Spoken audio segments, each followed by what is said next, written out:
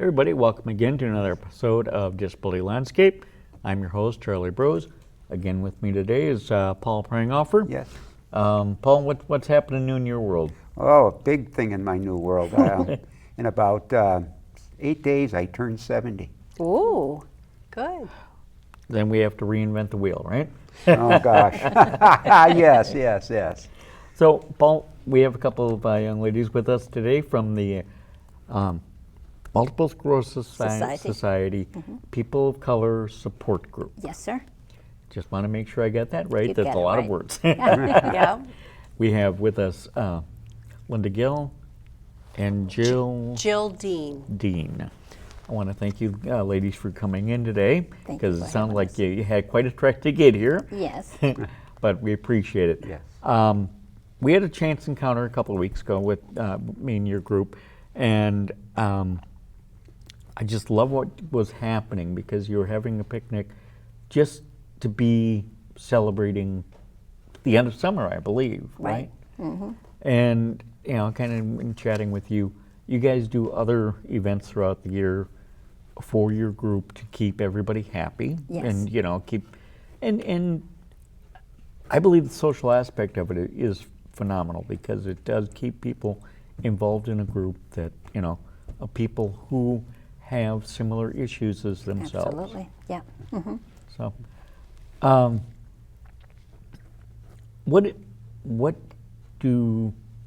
is your biggest event of the year? The biggest is going to the Pillsbury House Theater, Okay. going to see different plays. Oh, Yep, and we love that. And they always say, pay what you can. right. From can be $1 to $25. Okay. So they allow us there, and my group pays $5 a person. And we go, and they make sure we have the wheelchair area. They have it all set up, and we're taken care of, and we love it there. And that's the Pillsbury House, right, on Chicago Avenue Yes, sir. in Minneapolis? Okay. It's kind of in my old neighborhood, so I'm familiar with it. Yeah, a nice place. Do you have anything, Paul? Tell us a little bit about your group. I mean, what kind of things do you do, or how did you get started? And maybe a little bit about your membership. How many people do you have? Well, I'm not one of the people that were around to help it get started, but I can kind of run through what we do, you know, monthly or whatever. Like this month will be October, and we will be meeting at the North Regional Library in Minneapolis. Okay. And we like to do stuff to support the community the best we can. So at that meeting, we're hoping to take candy for Halloween and stuff it into bags, and then we turn around and give it to the library staff so that they can give it out to Halloween for kids or individuals that come in during that holiday time. So each month we kind of come up with concepts or things to do physically during our group time, or we have different topics that we talk about or specialize in. I remember, you know, like a couple years back, we talked about emotional health, wellness, being social, and actually brought in somebody that specializes in emotional help and gave us real tools of how we can be beneficial to ourselves by being more appropriate and kind to ourselves. Sounds like something I should attend. Yeah, anytime. You're welcome to come, anytime. Well, I'll have to find your calendar. Yep, fourth Saturday of the month. And so you do these on a monthly basis. Now you're talking about the library on Lowry then? Yes. Yep, Lowry and 13, Emerson. Again, I get around, so. Yeah. Yep. Yeah. And Linda, how long have you been involved with the Gosh, organization? I've been there since I was diagnosed in 2000. Okay. So, I had to find a spot, and my husband said, let's find something for you to find out more about your MS. Sure. Because it's depressing at first, Oh, yeah. but you just got to fight through it. And you need to find other people like yourself, or not. And we have people in my meeting too that don't have MS, Okay. but it's a support group. So you can come out and just come out and talk. And whatever we do, you're welcome to come. And so as the support group, then it's helped you to better understand what you're going through. Absolutely. And to kind of grow with it and learn to help others as well then. Yes, yep. No better way to say it. Mhm. Okay. And it really helps out a lot. Because you get people who are really depressed. Oh, yeah. And sometimes I can come in to the meeting and I'll say, anybody else depressed? And I raise my hand. I said, nobody said that. I said, okay, I am. I'm depressed. And I tell my reasons why. Then as I get done, then all of a sudden, other members are saying, thank you. We are depressed too. And we have other people from the MS Society come down and talk to us about depression and things of that nature. Okay, so it helps others open up about Absolutely. their own feelings about the problem. Don't be afraid. Because every disability has its challenges. Absolutely. And you're not alone. Yeah. Yes. So, you said you talked about doing the Halloween bags. What other kind of things have you done at your meetings and stuff? Can I just, one Yeah. thing that she done real good, we was that COVID, we did bingo. And she was at our house, Okay. and some of us at the library, and we were on Zoom. She did bingo from Zoom with the group, and it was really nice. Cool. And what happened is I had met with Linda and Mitch maybe a month or two before the actual meeting and handed them over stuff Yeah. like paperwork for the Sure. bingo, or I don't know if And it gifts. was gifts to give away for bingo when people went there, but because I am immune compromised, I really had to stay away from the group. And so, but I still ran the bingo from my house, It was fun. and it was fun, and the giveaways were popular. Other things we've done is at Christmas time, it's kind of select a family of who we'd like to sponsor, and people will bring in different gifts for that, and then we may present them, or at that point give it to whoever we're planning to give it to. It's not just about doing things physically either, because one of our members previously brought us in and talked about nutrition. Nutrition plays a really big role in your health and wellness related to a chronic disease, and a lot of things that are probably most anti-inflammatory or lower triglyceride type folks, and eating good healthy fats are important for your brain with MS. And so we had a discussion, but that was led by one of our participants. So each participant actually has great ideas of what they do or what they see, and then that's how the topics start rolling Right. for ideas. And you briefly touched on COVID. That had to been very difficult for It the was whole for a group. lot of the group. It was. And a lot of them Now- are still in the house. And I think one of my grandkids were selling pizzas. So we went by their house. He said, Linda, can I come out? I said, why not? Can I just get a hug? I'm tired of being inside the house. Yeah. So we came out, she hugged me. And I can tell it was so spiritual. Okay. Just the idea of getting out that house, seeing fresh air and people. Sure. You know, come on, yep. Well, in that, did you host Zoom meetings We have. and such, just to kind of get people just The be able option. to talk to each other? Right, and they still can. We still got Zoom now, and Right. a lot of the members still do Zoom. And I think the MS Society just had recommended no in-person meetings at that point. one point, And yep. so it took a little bit to get the Zoom up and sign up for a membership yearly or whatever. But once that was rolling, I felt like quite a few people showed up to the meetings then. Good. So, and then once the restrictions were lifted, now it's still possible to attend via Zoom. So one of our members and participants, he originally lived here, but now he's moved to Florida. Paul. Is it Florida? And so he can attend our meetings via Zoom, Yep. but people outside the state or whatever can attend, or out state metro area could attend too. So Yep. And you're still, you're connected then with the MS Society at large. Absolutely, yep. And do they support the activities you're doing and help, Yep. you know, get things moving and They all do, that? yep, and they get my husband available too. They send him a check, you know, because he gets the picnic, the park, and get the money to make the donation for the picnic area. Sure, So he does that, and yeah, they do a lot for us, and we do a lot for them. Okay. You know. And both your spouses are able-bodied then? Oh yeah. Okay. Yep. Might be a And little pain in the butt at times, but I love them dearly. Yeah. Yeah. Careful, they might be listening. Going on 46 years, he know. Well, Oh, wow. that's a good run. It That is. is. Yeah, But yeah, in- thank you.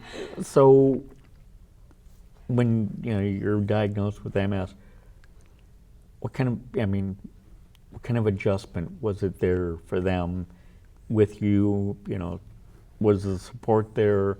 Were they jarred by it? You know, that type of thing. I have to say, my husband, he's such a caregiver. Okay. For me, I was blindsided. You know, I got MS, and my kids, I have 3 boys, they said, Mom, you're going to die. I said, yeah, eventually. Yeah. But they said, well, the MS, you're going to die, Mom. I said, no, honey, it's not that serious yet. Yeah. I said, let's work through this together. Right. And we're going to hold hands and pray. I'm not going nowhere yet. I said, God's not ready for me. You know, but yeah. And he does a good job. He goes to my doctor's visits with me, everything. You see me, you see Mitch. You know, so Right. I'm blessed. Well, that's good. I mean, it has to be a team effort. You have to have a team effort, someone who's willing to do that with you, no matter what. And Jill, do you have the same experiences then, or? Yes, and so my mom had MS. Linda, you My have. brother and my nieces, yep. And by the way, MS is not considered a genetic passed down thing, but there are family members that sometimes will have MS that run into it for further family. But I think I identified that I was dealing with the same issues my mom was. I was having a lot of balance issues and kind of tumbling, a lot of problems all of a sudden with multitasking. I mean, there were just a lot of clumsiness, a lot of fatigue that was very unexplainable. I would have to literally finish my job as a nurse, whatever shift I had. I had to rest in my car for 15, 20 minutes before I wanted to feel comfortable to drive home, because I didn't want to put, of course, anyone on the danger, road at yeah. risk. So these things kind of creep up on you slowly, but after a while it started saying, okay, my mom was the same age when she was diagnosed. I'm seeing the same problems. So I think for me, I kind of felt like I had MS for quite a while, which is very common for individuals to feel. And then my husband was right along with me, where I was working full-time, and now all of a sudden I felt like I could barely work part-time. Then I was working part-time, and I was really doing more resting to just go back to try to get through the work. And so he saw the progression as it went through. So yeah, he's been extremely supportive. He's doing all that he can do to make our life comfortable and to be there and we're not hopeless. We feel like we're in a good position and that we have lots of years, but Yes, we I do. mean, you don't know what you're dealt with when you're born or what happens, and you just have to deal with it as it comes forward. Well, And he's a good cook too. Oh. He truly is. And it does take somebody with strength to help in that situation, because I've seen a number of examples where the spouse will just go, I can't deal with this, I'm out. Right. And I don't have that one, thank God. Yeah. We have good ones. Right. Yeah. Right. You- Who are willing you- to deal with us no matter what. Yeah. And sometimes you sit there and say, if you want to leave, leave. Yeah. I'll be okay. So I think. But I'm glad he's still there no matter Yeah. what I go You through. might tell him, hey, it's okay to leave, but Right. he says, I ain't going nowhere. And the blindness, I went blind too, and that was one of the scariest moments in my life. And I worked at General Motors, and I was working in Edina, had to come out to Hudson. And being blind in the left eye, and I'm a fast driver. And I'm like, Mitch, I can't see. He said, just follow the big truck in front of you. Okay, I did that for a minute. Then the truck went off. I'm like, now what? So yeah, it's one of those things. Yeah, the blindness was very scary. Yeah. Yeah. Optic, yeah. I can Yeah. believe that. Paul and I are both married to women who are also disabled. Okay. Yes. So it's a dual support system because Yes. they're there Wonderful. for each other. Yeah. Yeah. I know with my wife and I, like cooking, it usually takes both of us to prepare Right. a meal. My wife likes to say she can put everything together, but I'm a great stirrer and over the. Right. She doesn't like to cook on the stove very Right. much, and so I do all of that, but she gets everything ready to go. Okay. See? Yeah, and I feel that I'm like the chef, the prep person too. So I'm really great at sitting down. That's my expertise of just sitting, accomplishing what needs to be done, and then pass it over to Bill so that he's the one that puts it together and gets the flavor in it. Well, there you go. Yeah. There you go. So, what's the next upcoming events for your group? What do you? Well, the next one is going to be the Halloween, Halloween stuff in the thing. bags, getting Okay. that ready. That's And on then- the 28th. Yeah, October 28th, the group meets 11 a.m. to 1 p.m. Okay. North Regional Library. That'll be it. And then I'm not sure if we have anything scheduled for the following month for, Not yet, but usually around Christmas and stuff, we usually have a dinner or whatever. Sure. Get together to Yeah, we'll find a say, spot. "Hey, we made it this year. We're Yeah. good. right, Yeah. Yes. right, Yeah, exactly. and we celebrate our 20th year anniversary as far as the group. I think I gave you a copy of that. Okay. Yeah, that was in the paper. Yeah, Yeah. cool. Made a difference. So how long have you been involved with the group? I would say maybe 4 years, 4 years, I'd guess, thereabouts. I believe I went to the MS Society website and you put in your zip code and it tells you what supports in your area. Okay. So there is a group south of the metro that I had attended basically up until COVID, which I went to. They met both during the weekdays and weekend, which was great because I was trying to work, and so sometimes I'd do that or whatever, but they actually met for like a lunch at our local restaurant sometimes or whatever, and they also had educational stuff. But I think at that point I also was just looking to see what around us, is there something for couples or whatever. So I think we had looked at a couples group at one point. So I was just did that search and I found that this group was meeting. And I thought, well, that sounds like a great group to try out. So that's when we entered in and kind of met everybody in the group. And I can tell you, the group is quite active just at their regular meetings, but also outside in the meetings. And the other thing I like about the MS People of Color is it's positively based. Like the concepts is not necessarily to be like very negative. When you're there, it's more so uplifting, so that you feel that kindness from other people and you feel like you are part of a community. Right. Okay. Yeah. Kind of a shared journey type thing. Absolutely. Yep. When working as a nurse and when COVID hit, was that like the breaking point for you? I was technically disabled before then. Okay. So Okay. yes, I worked previously as a nurse, but because of the MS, I was labeled as disabled Right. before that. So Okay.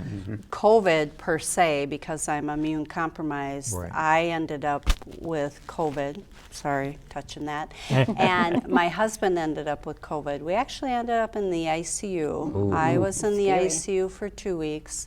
He was in the ICU for 3 weeks, and it was very rough. And I do believe it was the MS med and the immune compromised state. And even though I tried to be as careful as I could be, it just happens. So, Certainly.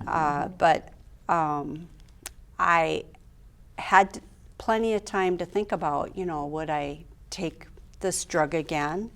You know, on the border of having to get a breathing tube down your own throat, and you're just keep trying every day to say, I just want to make it through today. That's what I kept telling myself every day in the hospital. But I mean, ultimately I decided that this med had done so well for me that it feels like it slowed everything down so much more controlled. That I said, yes, I absolutely will take this med, and I will be more precautious than I was, and I do stuff to be even more. Not that I was doing anything out of the ordinary, but yeah, it affected us, and we still are very protective. Then post-COVID, did you get the vaccines for it, or were Okay, those so non-recommended? yes, I do vaccines. I did the COVID vaccine this fall, just a couple weeks ago. Okay. The medicine I take actually kind of wipes out a lot of your immune cells. Sure. So there's certain times you have to get vaccinated, because if you wait too long, now all of a sudden your vaccine doesn't work. But I ended up with with the boosters besides. I think this was probably my 5th COVID vaccine I've had. So I definitely vaccinate. I'm actually doing a research study under a immunologist who works on your immune system, related to a product that used to be under the emergency use. It was called Evusheld, but COVID kind of variants kind of surpassed how good the Evusheld worked. So now I'm doing a Evusheld 2.0 study. So I got either a placebo or Evusheld. And now they'll check to see, am I making antibodies against the current COVIDs? Am I making antibodies with the Evusheld thing itself? So I am still taking vaccines. I take all kinds of regular vaccines that you have. The flu and all that. Yep. For you, you say you're taking a certain med that is helping your MS or slowing it. Have there been medical advances that make, MS progress slower now, that help people? Or? You would know more than me. I would say yes, because when my mom had MS, she would give herself an injection at home every other day. Sure. And I mean, my mom had contractures in her hand, and she had drop foot where your foot doesn't pick up. And I can see that for me, even though I have muscle spasms and contractures at times, it's not turned to permanent. And the amount of disability I have versus what she had is really very minimal compared to what she went through. And so I started out on the same medicine she did with the injections, but after about 1.5 years, I just kept seeing I was downhill decline. It wasn't like I was downhill and stabilized and could work my way out. That's what it seemed like my mom did. But I was just doing this constant decline. So at that point, believe it or not, the nurse from the insurance company said, I'd like you to get a second opinion, which I did. And then that new physician put me on a different medicine. And so when you asked, are these meds changed? So these meds are addressing to have your immune system not attack itself because it's an autoimmune disorder. And so yes, the meds have come a long ways and could be taken. Some are pill form, some are injections, some are monthly infusions, some are 6 months infusions. So there's all sorts of variants in there. But there are treatments available to help maintain or slow down what's happening. Correct. And I was allergic to a lot of different the medications, the injections, Capexin, Betaseron. I mean, every time you look up, I mean, I'm red, itching, and going on. I'm like, what's going on? And then he said, no, we got to take you off this stuff. I think Betaseron, not the Beta, it was another one, Rebif. Rebif. That was the worst. Yeah. So, and he said, Linda, you shaking. I mean, I was shaking so much. And that's when my husband was in the room too. He said, yeah, I like a wife I can lay in the bed with. That one's going to rock me to sleep. And I'm looking at him like, why would you say something like that? But then I thought about it. I didn't know my body was shaking like that. Yeah. And they had to take me off the medication for about a month. And then they put me back on a different one. So no more shaking, thank God. Well, So that's good. Good. Yeah. Well, and for me, I found that I was allergic to the COVID vaccines. Oh, okay, yeah. And so I have to find alternatives. Okay. Well, for me, they've now recommended the Novavax. Okay. Okay. So, I'm getting that set up, and hopefully it'll keep things, I've been very fortunate not to contract it. Right. So, Right. I know. Right, I right. know. Oh, I hate it. Yeah. yeah, I think I've been fortunate. I have not had it as far as I know. No, yeah. Yeah. I'm sure your wife would tell you. Well, I might have been one of the people that didn't show symptoms. Oh, Okay. Of any kind. Yep. Yep. So- And like you folks, yeah, I've had all the vaccines. Well, and I'd learned a year or so ago that certain people with different blood types actually have a better immune system against it, okay. which was interesting to find. If you have like a rarer blood type like AB, you're more susceptible to feel worse. Okay. Okay. So it was an interesting thing to learn. So So if somebody's interested in your group, how do they find out about you? where can they find you? Yes. Anywhere. You can go online. I would say you could go to the MS Society. So we're the Midwest chapter of the National MS Society. And then when you go into there, you can look for support or get connected. And at that point, you can put, like I said, your zip code in. Sure. And if there is a particular group you're interested in trying to reach out with, the contact person, such as Linda, is listed with her email and possibly even a phone number to contact her. Awesome. And then also on the National MS Society also has a lot of information just as for support. It could be financial support for anyone, and we're talking anyone with any disabilities too is a great resource. It could even go into stuff on nutrition. It could go into caregiver concerns. It could be talking about different treatments. So the actual website is very helpful. Okay. But do you have like a Facebook page though for the people of color group? Not really. No? We You should get You one. should consider it, because with all the great events you do, We do a it's a lot. great way to Right. spread And the I want word. people to know that just because it says people of color, Yeah, white's a color.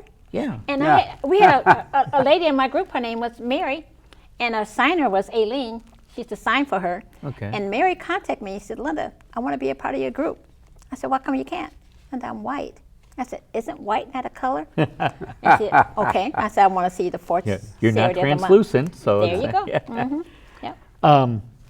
Real quickly, I want to touch on the that idea was- just wanna- of Pam. Yeah, show Pam. She was my co-facilitator, if you can see it, And this is Pam in the wheelchair, in blue. in the wheelchair in the blue. Miss her a lot. I will we out of confess town. that I had actually known Pam before I know. meeting Linda and her group, because she is very much into improv theater. Improv, Ah. Yep. Yes, he is. And I met her at the Pam. huge theater her group in, husband. in Minneapolis, and she was wonderful. She loved to bring cats Yes, you love cats. into her characters, Yes. so that was always fun. Yes. Yeah. And She just lost her cat too, Chloe. Yeah, yeah. Oh. yes, she did. Well, I want to thank both you ladies for coming in. Thank you. And the trek Thank you you made. both, yeah. We appreciate that. I want to thank Jill and Linda with the MS Society People of Color Support Group. Yeah, thank you. Perfect. Thank you. Thank you. So I'm Charlie Bruce, with me Paul Pranghofer. Yes. We're going to see y'all next time. Thanks for watching. Aw, thank you.